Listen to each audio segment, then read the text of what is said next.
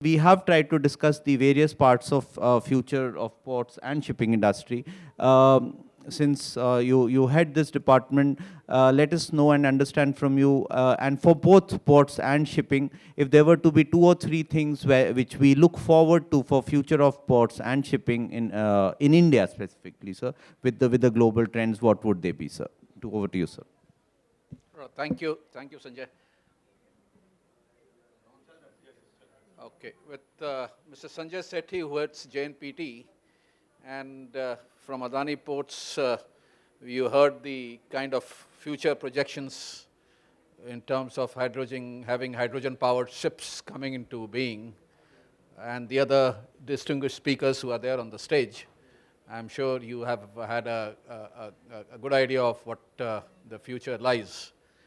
I think with our growth and the entire economy, the way we look at it, we had prepared the vision for the Maritime India Vision 2030.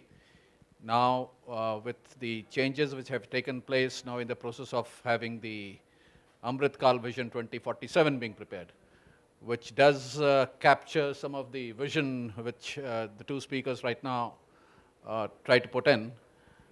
So the larger picture is indeed, we are going to be at the forefront as far as the maritime sector is concerned.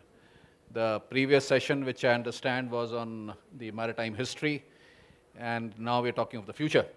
So the glorious history starting from Lothal to what was just mentioned to you, I think it's time that we recaptured, redeemed what our glorious maritime tradition was.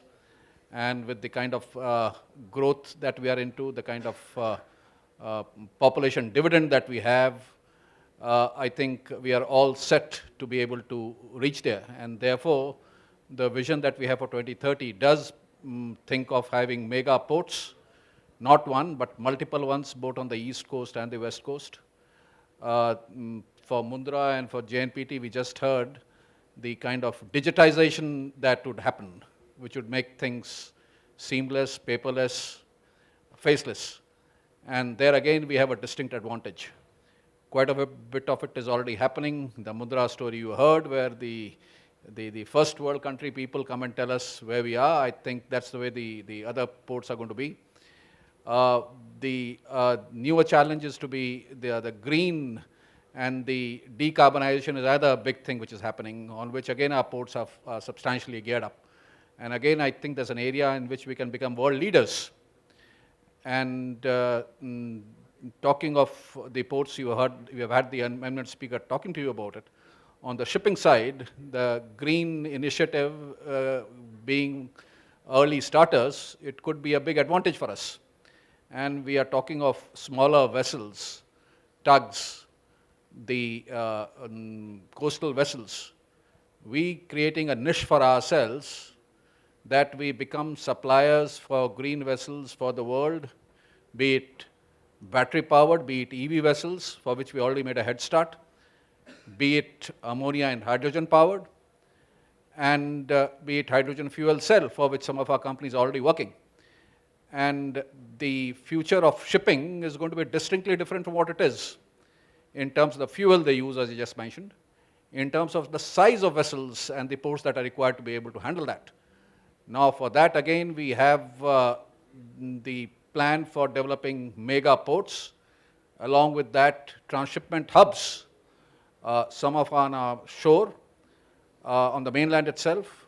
We already have Cochin, which has made a head start. We got to get bigger on the world map as far as Cochin is concerned. We have Vizhinjam happening on the southernmost tip. We have a mega port planned at Galathea Bay, which is along the 6-degree channel, where the biggest of the ships, which transit through Malacca coast, virtually touch that point. And the idea is that with Galathea Bay being able to take vessels which require draft of 18, 20, 22 meters, we should be able to have a hub which is, serves the ports all along the Bay of Bengal, which includes all the coasts, all the ports on our shore, as well as the one in Bangladesh, Indonesia, Malaysia, and Thailand. And So on the port side, the transshipment side, the green initiative, the digitization initiative, and alongside our footprint, the maritime footprint, also has to expand, starting from the Galathea Bay initiative, which I mentioned, where we service not just our ports, but also sub-ports in our neighborhood. We would like the influence of our maritime sector going beyond, and we have things happening, for example, in Sitwe in Myanmar. We have initiatives happening on Chabaha so that we are able to get over the recent problem we've had in terms of getting access to some of the Baltic states and the Central Asian republics. So that's another big thing which is happening, and we as become bigger and with the kind of technological advantage and size that we're able to reach, we have initiatives which are already happening, and I'm sure would give new opportunities to our people in terms of employment. The maritime sector today, for example, we have about 2 lakh odd seafarers. We have a substantially larger number of people already trained, waiting to be able to man the vessels for countries across the world. And with these new things happening, and our youngsters being well equipped both in terms of skills and abilities, should be able to get a bigger role to play. We right now have a 12% kind of a contribution to the world seafarer community. And with the distinct population dividend that we have and the kind of developments that are taking place, maybe the newer opportunities are going to be available to our youth. And that's another big sector on the maritime side that we need to be looking at. Build on that. And with that, we'll be able to involve everyone. So as I see it, with stalwarts of the industry sitting here, and the involvement of the people and the events like this will be able to enthuse them to be able to come forward in this. And the next session, I understand, is on women in the maritime sector. That's another big future which I see. The legal framework, the other initiatives which was required from the DG shipping side has already been made. And we have had vessels which are fully manned by women. And with more women coming on board, I'm sure they could be contributing to a much larger measure on the maritime side.